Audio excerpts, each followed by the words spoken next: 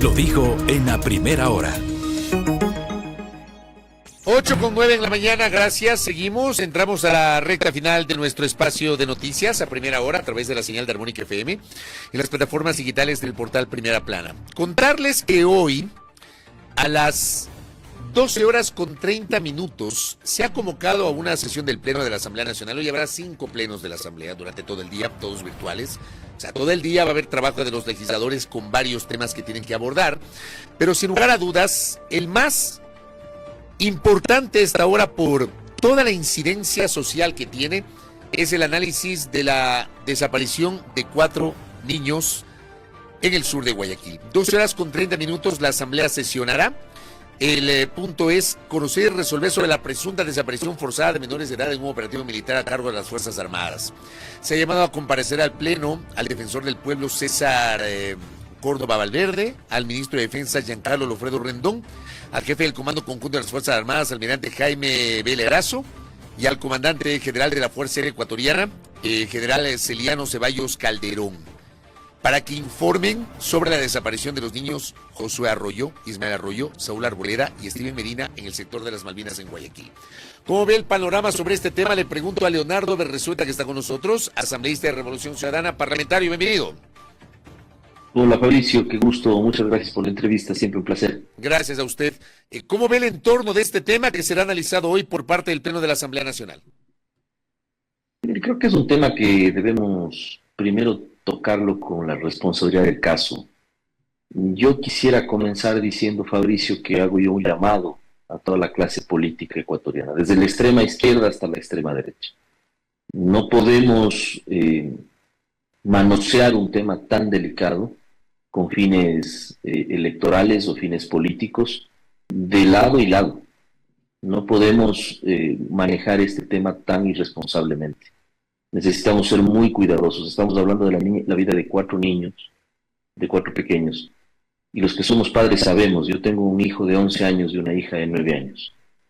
Y me preguntaban, papi, ¿qué pasó en este caso? ¿Dónde están los niños? Y no sabía qué contestarles, se me hacía un nudo en la garganta. Solo el hecho de pensar que pudieron haber sido mis hijos es un tema extremadamente delicado. Así que yo creo que el hecho de que ciertos sectores levantemos la voz y pidamos explicaciones de dónde están los niños y qué pasó con el procedimiento no nos hace defensores de mafias ni estar en contra del gobierno. Y asimismo, por el otro lado, tampoco podemos pensar de que es una orden dada directa por el gobierno nacional. Hay que ver cuál fue el procedimiento de las Fuerzas Armadas. Y creo que el tema pasa, y hoy en la Asamblea Nacional hay que preguntarles a las autoridades nacionales, ¿cuál es la línea del tiempo? ¿Cuál es ese cronograma, esa línea de tiempo que desde que se le dio la orden a la patrulla de militares, en qué zona se le dio la orden que pueda patrullar? ¿Cuál fue la consigna? ¿Cómo los encontraron a estos niños? ¿Por qué los detuvieron? ¿Por qué los subieron a la camioneta? ¿Por qué luego les quitaron sus ropas y luego los dejaron abandonados en algún sitio? Es decir, necesitamos saber exactamente con detalle qué fue lo que pasó. Esto ya no es un tema político, esto es un tema eminentemente de sensibilidad humana. Esa madre y esos padres están destrozados por la ausencia de sus hijos. Por lo tanto, creo que aquí no solamente hay que llegar hasta las últimas consecuencias, como se dice normalmente, sino con una investigación técnica sumamente detallada. Una línea de tiempo. Hay que seguir la línea de tiempo para saber exactamente qué fue lo que pasó. Y decirle al gobierno nacional que aquí no se trata de declarar héroes a nadie. Aquí lo que necesitamos es que los niños aparezcan. Por lo tanto, yo creo que la comunicación gubernamental también está fallando en ese sentido. Y lo que tiene que darle al país son certezas y tranquilidad, Fabricio. Oiga, Leonardo, ¿y cómo hacer? A ver, yo defiendo la capacidad de fiscalización que tiene la Asamblea Nacional, sin duda. Me alegro, y lo comenté el último fin de semana, creo que es plausible que hayan dejado ciertos temas que me da la impresión solo le interesan a ciertos actores políticos, que hayan dejado de lado para abordar este tema, y por supuesto está bien que la Asamblea fiscalice. Pero ¿cómo hacer para que en el ejercicio de esta fiscalización ese análisis no se politice en vísperas del inicio de la campaña electoral?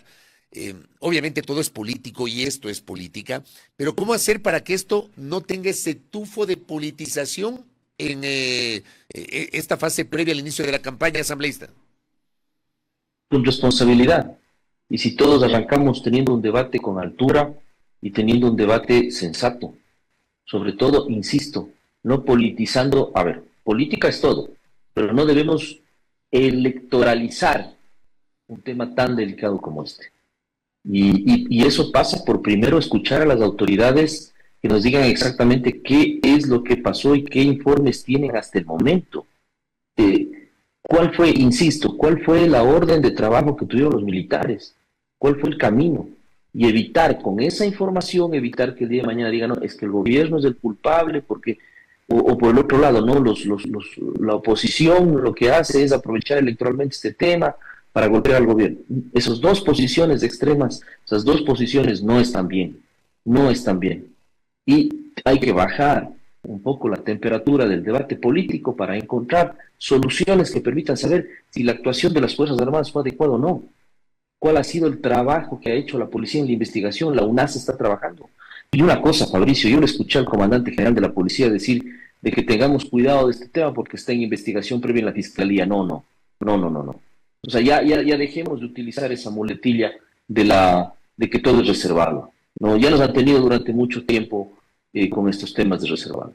No, este es un tema que ha causado conmoción nacional. El país necesita respuestas. Y necesitamos que los niños aparezcan. ¿Usted cree que las autoridades que han sido convocadas, el ministro de Defensa Nacional, el jefe del Comando Conjunto de las Fuerzas Armadas, el comandante general de la Fuerza Aérea Ecuatoriana, vayan a comparecer, vayan a asistir y le puedan brindar una explicación al pleno de la Asamblea asambleísta? Yo aspiro que sí, Fabricio. Espero que vayan el día de hoy, estén presentes vía telemática en las sesiones del pleno, en la sesión del mediodía, y puedan realmente darle una explicación a la Asamblea, no a los asambleístas, sino a través de la más alta tribuna del debate de la democracia en el Ecuador, que es la Asamblea Nacional. Es decir, yo creo que lo que necesitamos es la responsabilidad del ministro de Defensa, de los miembros de la fuerza pública en comparecer y poder ser escuchados. Y también la responsabilidad de los asambleístas de poder escuchar adecuadamente, e insisto, no electoralizar este tema. Yo vuelvo a hacer el llamado e insistir tanto al gobierno como a la clase política en la Asamblea. Manejemos este tema con responsabilidad. Estamos hablando de la vida de 4 niños. No espectacularicemos este tema y no aprovechemos en función de la campaña electoral. Seamos sensatos, seamos más serios en este tema y busquemos las soluciones. Que este sea una causa para que nos permita trabajar en conjunto y encontrar dónde están esos niños. Es posible hacerlo. Es posible sentar a la clase política. En Azuay lo hemos demostrado, Fabricio. Es posible reunir a los asambleístas, al alcalde, al prefecto. Es posible. Hoy, el fin de semana, el día viernes, tuvimos una reunión importantísima aquí en Cuenca, en la Comisión de Seguridad, con el director del SNAI, para poder encontrar soluciones al tema de la cárcel de Turi. Las encontramos, trabajamos conjuntamente. Es posible, sin espectacularizar. Más aún todavía cuando se trata de un tema de la vida de 4 niños. Yo no me quiero imaginar el dolor de esa madre. No me quiero imaginar el dolor de ese padre. A mí es un tema particularmente que me ha llegado en lo más profundo de mi alma. Sobre todo, mirar la forma en la que no tenemos respuestas todavía, y creo que el país merece tenerlas. Ahora bien, hay dos cosas. O sea, yo creo que hay errores de lado y lado. Hay errores por parte del gobierno y errores por parte de la oposición. El gobierno ha reaccionado de manera muy tardía. Ya lo hizo el último fin de semana. Me da la impresión que presionado por lo que está pasando a nivel de viralización en redes sociales, que es donde mayoritariamente se manifiesta la gente rechazando y exigiendo respuestas. Hoy habrá plantones. El día sábado aparecieron las autoridades del bloque de seguridad a hablar sobre este tema. Una declaración que no, digamos, no fue parte de una rueda de prensa con la comparecencia de los medios. Luego aparece el presidente con un post y hace pocos minutos él está concediendo ahora mismo una entrevista al colega Miguel Revener en Radio Exa, donde hace una referencia que a mí me llamó la atención. Él ha dicho que se van a declarar héroes nacionales a los 4 niños. O sea, de verdad que no entiendo cómo puede decir eso el presidente, cuando lo que queremos saber es qué pasó con los niños y dónde están. Y queremos que vuelvan y que vuelvan con vida. Eso por un lado. Y por otro lado, lo del video del señor Patiño viralizado en redes, que incluso ha sido cuestionado por el alcalde de Guayaquil y otros militantes de Revolución Ciudadana, aunque defendido por otros, ¿no? Pero creo que hay errores de lado y lado, Leonardo. Absolutamente, Fabricio. Yo no voy aquí a dorar la píldora. Hay errores de lado y lado. Es decir, yo creo que la intención seguramente de Ricardo fue buena, el hecho de ir a tratar de visibilizar el tema, pero lamentablemente estamos en una época electoral Yo no lo hubiera hecho. Sinceramente, respeto mucho la posición de Ricardo, pero yo no lo hubiera hecho. Me parece que se equivocó. Y luego, en el caso precisamente del presidente de la República, tratar de plantear este momento que son héroes. ¿Qué sabe el presidente de la República? ¿Por qué quiere declararlos de héroes antes de hora? ¿Qué no sabemos? ¿Qué nos están ocultando? Es decir, yo creo que hay que ser muy sensatos en este tema, por favor. O sea, este rato establezcamos cuál es el mecanismo de búsqueda, qué resultados tiene la UNACE, qué resultados tiene la Fiscalía en este tema, y tengamos respuestas concretas al país para, antes de estar pensando en declarar héroes, y 12 días o 15 días después de un hecho tan lamentable recién salir a pronunciarse. Creo que la comunicación es un tema que es básico en crisis, y a veces el gobierno falla en esa comunicación en crisis, y a veces la oposición abusa también de esos hechos. Yo insisto, este es un tema que no tiene que ser electoralizado, que no tiene que ser espectacularizado. Por Dios, estamos hablando de la vida de 4 niños, que porque son negritos, porque son pobres, están en las Malvinas, nos vamos a pronunciar recién 12 días después. Por Dios, estamos hablando de la vida de 4 niños, entendamos eso, por Dios, señores de la clase política. Yo hago política todos los días, es mi pasión la política desde pequeño, he estudiado para ser político. Pero ya, pues entendamos de que estamos hablando de la vida de 4 niños. Dejémonos ya de hacer cálculo electoral de lado y lado. Esto es un tema que tienen que aparecer esos niños. Tienen que aparecer esos niños, Fabricio. Así es, yo coincido plenamente con usted. Leonardo, dejemos ese tema de lado, estaremos pendientes de lo que pase hoy en el Pleno de la Asamblea Nacional. El fin de semana sesiona la Comisión de Fiscalización y Control Político y con 5 votos a favor, hace rato no ocurría esto, pero salió ya un informe oficial de la comisión recomendando al Pleno de la Asamblea llevar a juicio político al consejero Juan Esteban Guarderas del Consejo de Participación Ciudadana y Control Social. ¿Cómo evalúa usted este proceso que se viene, Leonardo? Ese es un ejemplo, Fabricio, de cómo se espectaculariza la política, ¿no? Ese es un ejemplo. El señor Guarderas toda la vida se ha dedicado a denunciar que asomaste haciendo precampaña, que los políticos son todos corruptos, que todo hacen mal, y la denuncia. O sea, él quiso llenar el vacío que seguramente dejó el fallecido Fernando Villavicencio, pero evidentemente no le llegan a los talones, ¿no? Entonces, esos son los ejemplos de la espectacularización de la política y querer ganar fama a costa de faltarle a la honra o insultar a otra persona.